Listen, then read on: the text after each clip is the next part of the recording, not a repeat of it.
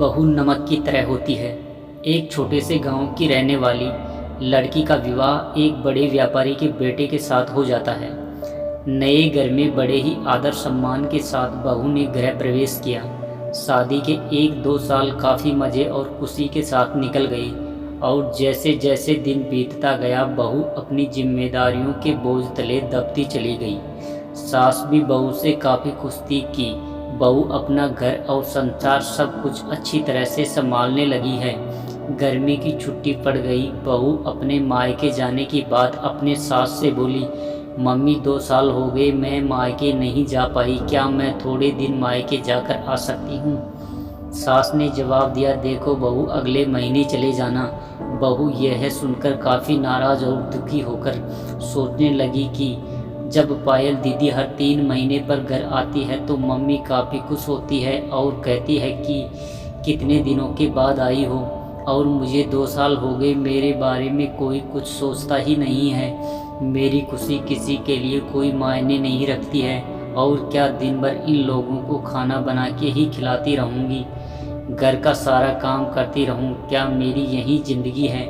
और बहू कमरे में आंखों से आंसू की धारा समेटे दाखिल हुई। शाम को पायल दीदी आने वाली है, देखना मम्मी कितना खुश होती है। खाने के अलग अलग फरमाइशों की लड़ी लगाती रहेगी कि कभी पायल दीदी के लिए समोसा बना दो, कभी पालक पनीर तो कभी बिरयानी। मैं इतना सोच क्यों रही हूँ, खाना तो मुझे ही बनाना है, तो चलूँ किचन में अभी से तैयारी में लग जाऊँ। यह सोच ही रही थी कि तभी सास ने आवाज़ दी, बहू जल्दी नीचे आओ, देखो पायल आई है। बहू अपने चेहरे पर मुस्कान लिए अपने दुख को अंदर ही अंदर दबाए अपनी ननद का स्वागत करती है। कैसी हो भाभी? पायल कहती है, अच्छी हूँ दीदी। और घर में सब कैसे हैं? अच्छे हैं। हाँ अच्छा। हमारे जीजा जी कैसे हैं? पायल शर्माते हुए कहती है, वह भी भाभी अच्छे हैं। अच्छा दीदी आप बैठो, मैं नाश्ता बनाकर लाती हूँ। नहीं नहीं भाभी कुछ मत बनाओ, मैं अभी घर से नाश्ता करके आई हूँ और भाभी केवल 2-3 घंटे ही रहूँगी, क्योंकि सास की तबीयत ठीक नहीं है। आपके जीजाजी उन्हें यहीं शहर के हॉस्पिटल में दिखाने गए हैं और वो बोले हैं कि तुम अकेली यहाँ क्या करोगी, एक काम करो तुम अपने मायके जाकर सबसे मिलकर चली आओ। सो मैं आ गई। मुस्कुराते हुए पायल ने जवाब दिया, अच्छा दीदी रुको, मैं खाना बना देती हूँ, आप भी खा लेना और जीजाजी और आपकी सास के लिए खाना भी पैक करके दे दूँगी। अरे भाभी मेरे साथ बैठो, बात करो, शाम तक मैं चली जाऊँगी, खाना तो बनता ही रहेगा।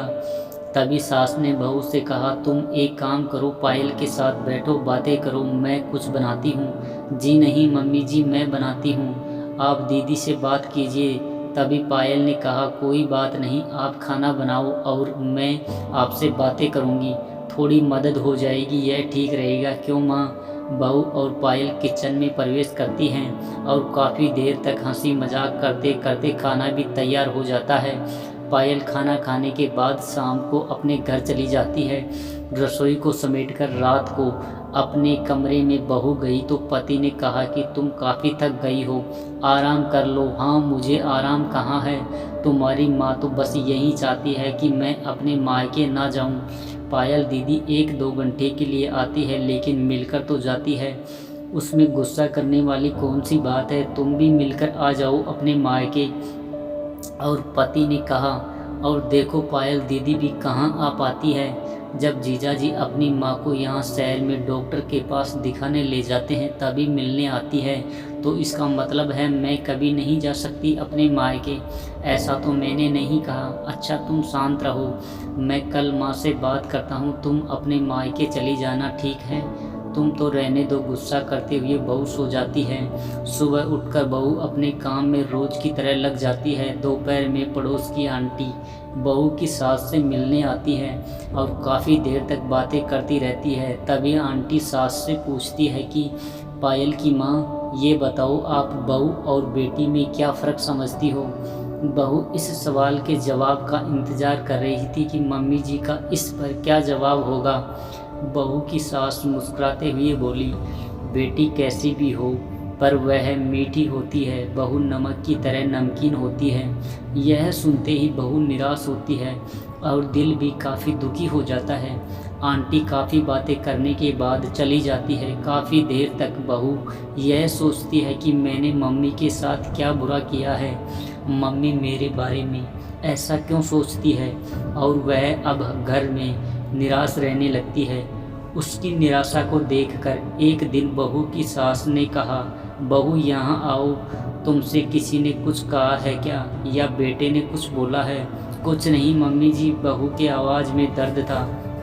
सास ने बहू को अपने पास बिठाकर पूछा, तुम बताओ बहू क्या हुआ है। बहू की आंखों में आंसू भर आए और बहू ने सास को सारी बात बता दी कि पड़ोस की आंटी से आप बेटी और बहू में फ़र्क बता रही थी। ओहो, तो यह सुनकर तुम नाराज़ हो गई, बस इतनी सी बात।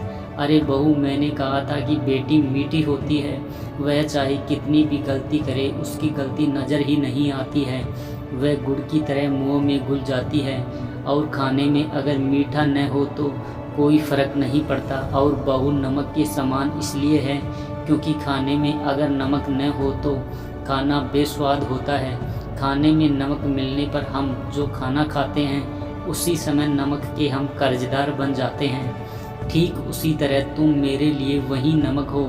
मैं अपने स्वार्थ के लिए तुम्हें कहीं नहीं जाने देती हूँ, क्योंकि तुम्हारे न रहने पर घर सूना सूना सा लगता है। तुम इस घर को संभालती हो, इसीलिए हम तुम्हारे कर्जदार हैं। बहू सारी बात समझ जाती है और अपनी सास के गले लिपट कर रोने लगती है। शाम को बेटा जब घर आता है तो अपनी माँ से कहता है कि माँ, बहू अपने मायके जाना चाहती है एक दिन के लिए। बहू तपाक के बोल उठी, नहीं नहीं, मुझे नहीं जाना, मैं चली गई तो खाने में कोई स्वाद नहीं रहेगा। पति को कुछ समझ नहीं आया कि कल रात मायके जाने के लिए मुझसे कह रही थी, अचानक से इसे क्या हो गया। वह सोचने लगा कि इन औरतों को समझना मर्दों के बस की बात नहीं है। सास बहू के सिर पर हाथ फेर रही थी और बेटा एक टक लगाकर पत्नी और अपनी माँ को देखता है।